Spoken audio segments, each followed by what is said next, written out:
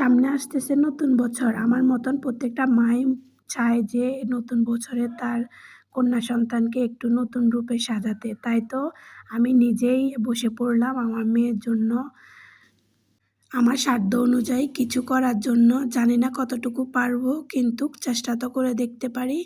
এই যে কাপড়গুলো থেকে খুঁজে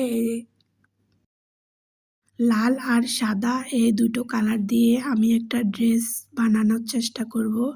আর এই যে এখানে আমার সুতা এবং লেসের বক্স, এই বক্সে দেখি এই সাদা এতটুকুই লেস আছে। এই লেসগুলো দিয়ে যা করার তাই করতে হবে। লেসগুলো থেকে ফুলগুলো ছোট ছোট করে কেটে নিয়ে তারপরে ডিজাইনে দেওয়া হবে।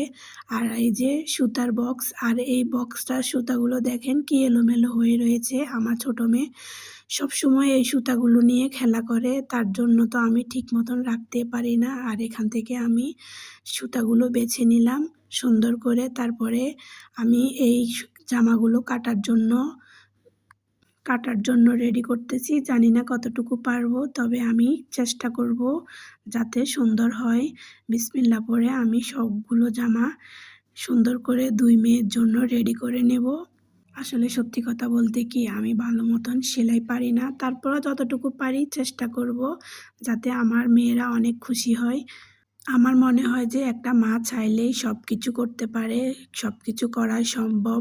সত্যি কথা বলতে মন থেকে যেটা চাওয়া হয় সেটা করতেই ভালো লাগে। আপনি কোনো কাজ পারেন বা না পারেন সেটা কোনো ব্যাপার না। ব্যাপারটা হলো যে সেটা কি সুন্দরভাবে হচ্ছে কিনা সেটা দেখার। এই যে আমি কথা বলতে বলতে জামার সব ডিজাইন কেটে নিয়েছি, আর জামাতে সাদা আর লাল 2টা কালার দিয়ে একটা ডিজাইন তৈরি করব। জানি না কতটুকু সুন্দর হবে, তবে হ্যাঁ, এত খারাপ হবে না।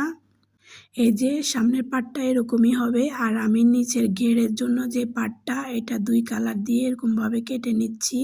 সত্যি কথা বলতে কি, আপনি কোনো কাজ যদি মন দিয়ে করেন দেখবেন ইনশাল্লাহ সেই কাজটা অনেক সুন্দর হবে। আর এই যে আমি লেস থেকে ফুলগুলো কেটে নিচ্ছি। আজকের জন্য আল্লাহ হাফেজ।